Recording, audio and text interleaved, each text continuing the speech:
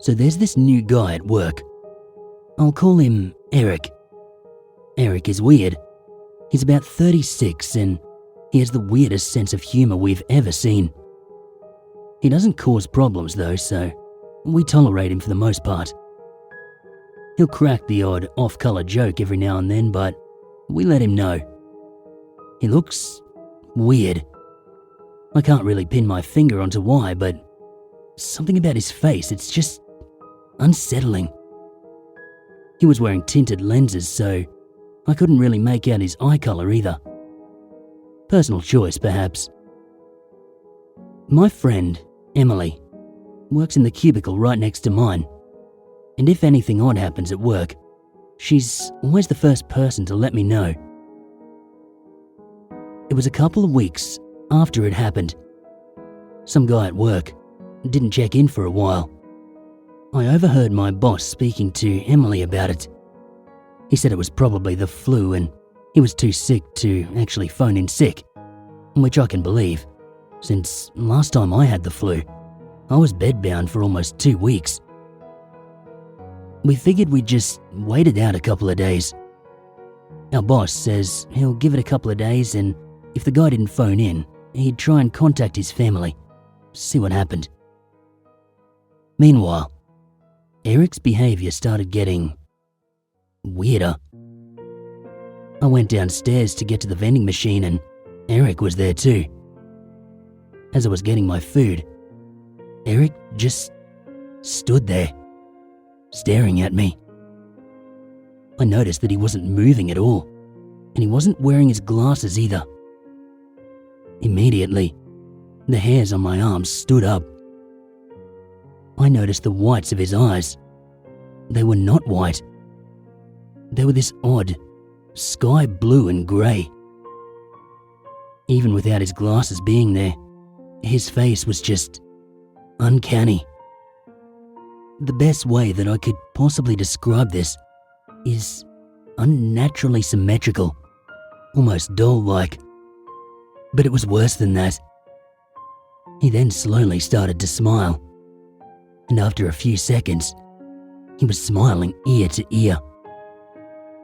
Before he smiled, his mouth looked a bit small for his face, but now it was unnaturally wide. There was a deafening silence, so I broke it, asking, "Can I help you?" And that's when Eric slowly began to walk up the stairs. I say walk like that because he was walking up those stairs as if he'd never seen stairs before. That's not all. As he walked up these stairs, there was this awful cracking and snapping sound, like a branch snapping. Each time the sound could be heard, he stumbled for a split second. It was almost like walking upstairs was hurting him. I didn't mention any of this to my boss, because earlier that morning, the ventilation system stopped working and it was dripping a foul-smelling liquid. Our boss said that he'd get it fixed the next day. One of the vent hole covers was broken off. I could have swore I passed that vent hole a few days ago and it was fine. Probably a rat got in there and got stuck, my boss says. Eric didn't turn up for work the next day. I told Emily about Eric, and she laughed and then said, "Thank God, guy sounds like a weirdo." Work was fine. I'd largely forgotten about Eric by this time. When we turned up for work the next morning, our boss said that the vents are fine and aren't dripping liquid anymore. Probably just a malfunction that sorted itself out, he said. I went to Eric's cubicle to ask him why he didn't turn up for work yesterday. When I said hi, before asking him, he jumped. Then, he began looking around as if he was confused. "I was sick," he said. I noticed a jar of some sort, which looked like it had meat in it. It almost looked like pulled pork, but it was in a jar. The jar had a label, with just the word Negalock on it. I said, "Is that your lunch?"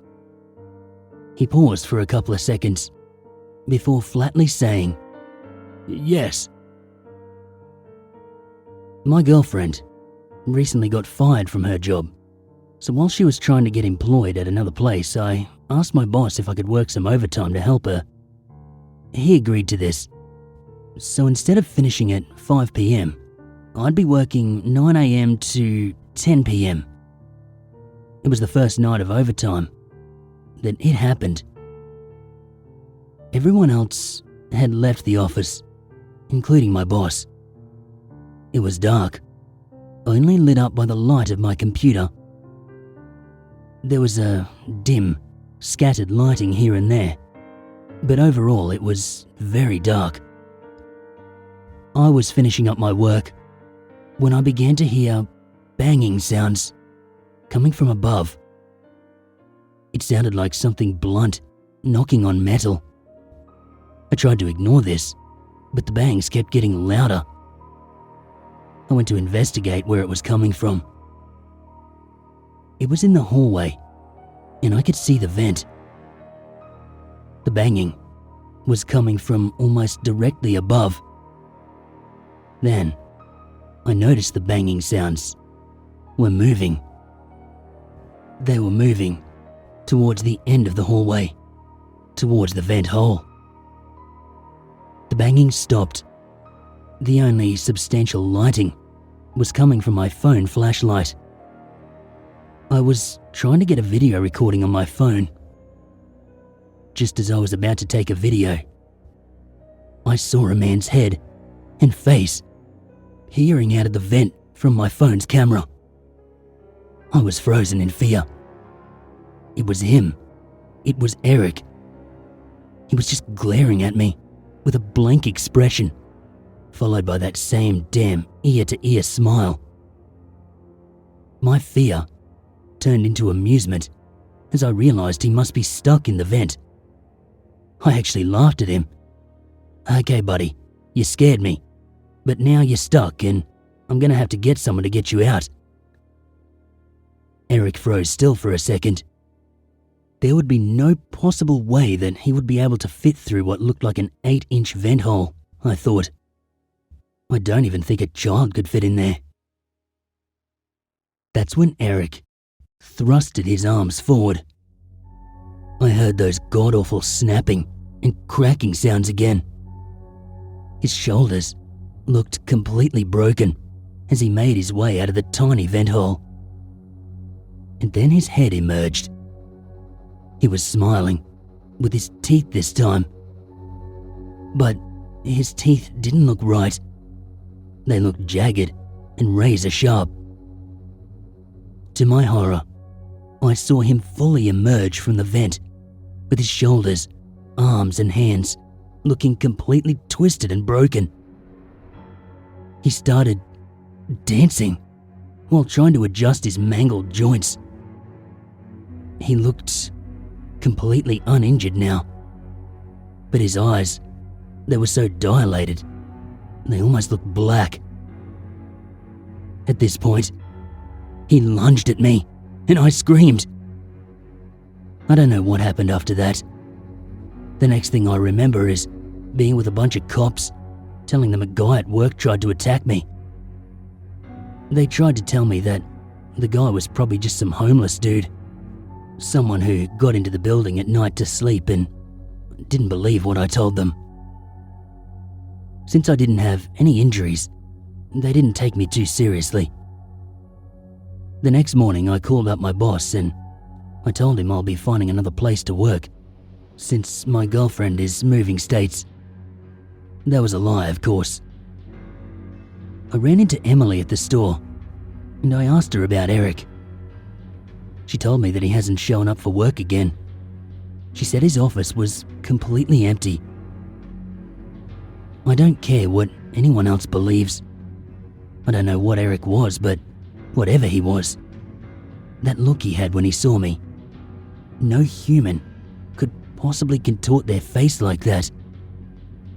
Sometimes, when it's late at night and I catch a glimpse of the street through my bedroom window.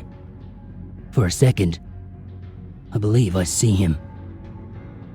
It makes me wonder why we as a species evolved to experience the uncanny valley.